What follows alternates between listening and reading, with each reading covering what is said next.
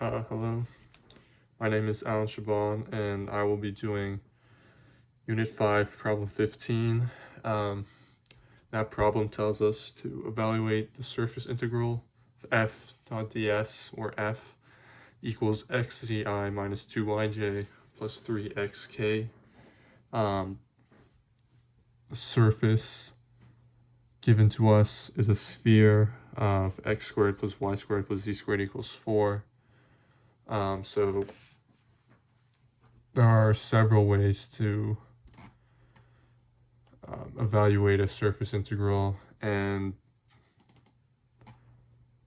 we can do it with the z equals g of x comma y method. So basically that's where ds equals 1 plus gx x comma y squared plus gy x comma y squared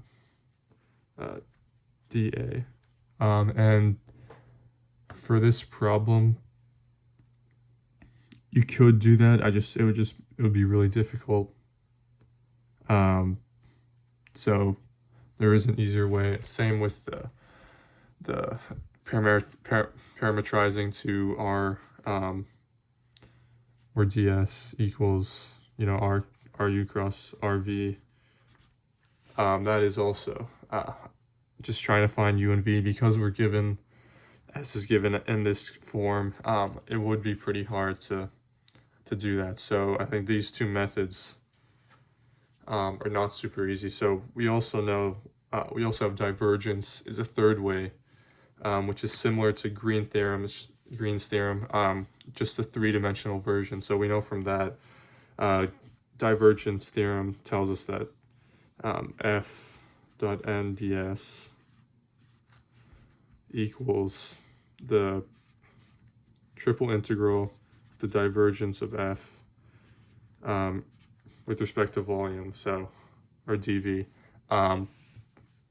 So that would be an easier way. And obviously divergence has some conditionals, divergence theorem, and so those would be, obviously you need a smooth piecewise surface. So we're given a sphere that totally works, right? And then also it needs to be orientable.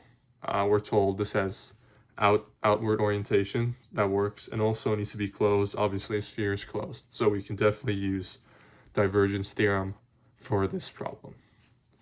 So next, now that you know what method to use, you can just start setting up everything. So obviously f ds, this is another way to write it, f dot n ds. So we're just converting to vector form. So f equals xc comma negative 2y comma 3x, and basically divergence of f equals a gradient dotted with f. So if we do that, we dot this with the gradient, that'll just be the partial derivatives of each component with respect to x, y, and z. So that would be, so del x, del y, del x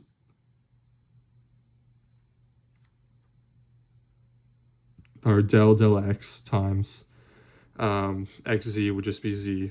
So gradient times f would just equal z, and then del y times negative 2y would just be negative 2, and then del z times 3x will just be 0. So that's the divergence of f. This equals divergence of f. And next, we have dv here, so you could do dx, dy, dz, but since our surface is given as a sphere, it would make sense to use spherical coordinates. So x squared plus y squared z squared equals 4. That's a sphere. So first off, you would see x squared plus y squared plus z squared equals rho squared, which means that 4 equals rho squared, and that would mean that rho equals 4. And since it's a sphere, we know phi would equal pi, and theta should equal 2 pi, since it should go all the way around. And that's going to give us our bounds for dv. So if we're setting up this integral 0 to 2 pi, 0 to pi, 0 to 2 of divergence of f, which is, and we should also put this in spherical coordinates. And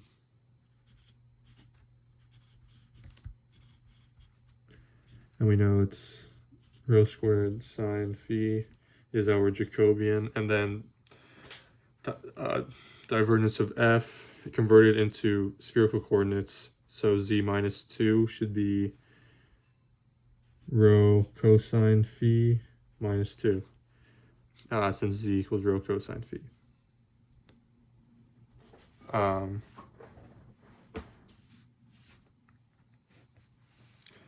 So next you just need to evaluate this integral, triple integral.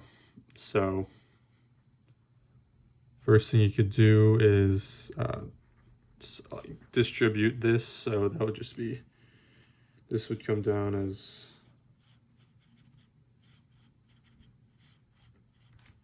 of rho cubed cosine phi sine phi minus 2 rho squared sine phi d phi d rho d phi d theta. Sorry.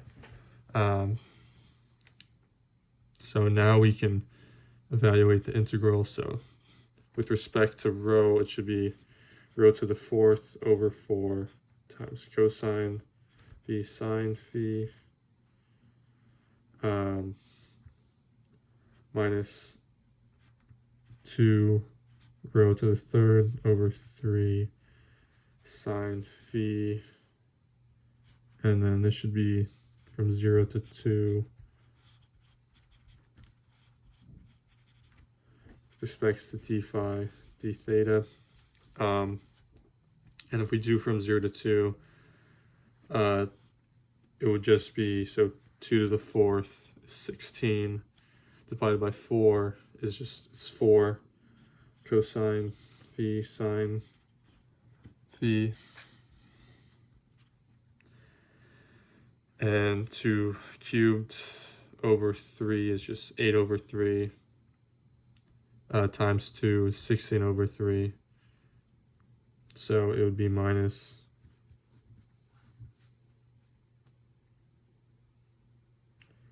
16 over 3 sine phi d theta from 0 to pi, 0 to 2 pi. So next, obviously, you could evaluate with respects to d phi. Also, since there won't be any theta variables, we won't be using theta, so this should just be times 2 pi. When you would take the integral, it would just be timesing everything by 2 pi, since we don't see any thetas here. So it would also just be 2 pi times the integral from 0 to pi of 4 cosine phi sine phi minus 16/3 sine phi d phi, and we wouldn't need that d theta anymore. So obviously, this is obviously because of cosine phi times sine phi, it's a little more complicated. So to save some time, instead of doing integration by, or whatever you need to do for this u sub, you can just plug it into your calculator and use math 9. So I'll show that here.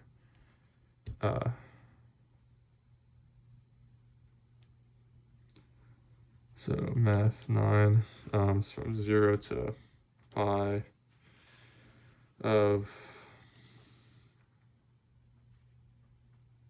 4 times cosine sine and then minus 16/3 sine, and then that is dx or d phi, and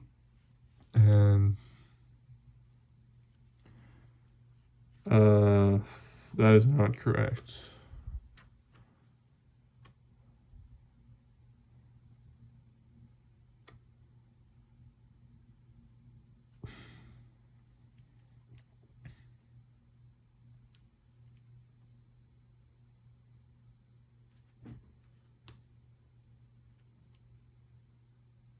Or, oh, sorry.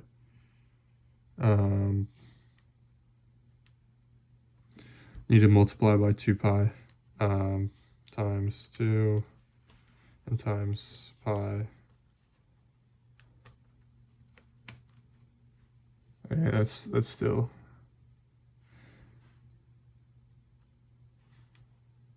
Okay, I was in degrees. Let me try that again. Okay, there we go. Times 2 times pi. Okay, and that should be the correct answer. So, negative 67.02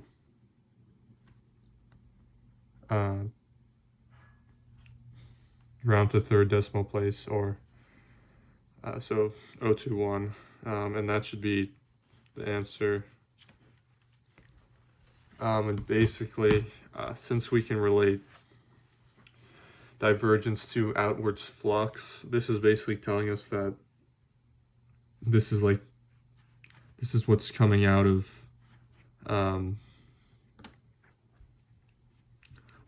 the sphere, and that would also mean it's going inwards. So basically, this is how much stuff, or like lines, or however you want to describe it, flux. This is the flux that's going into the sphere, not coming out. So since it's negative, I don't know, that's it. All right, thank you.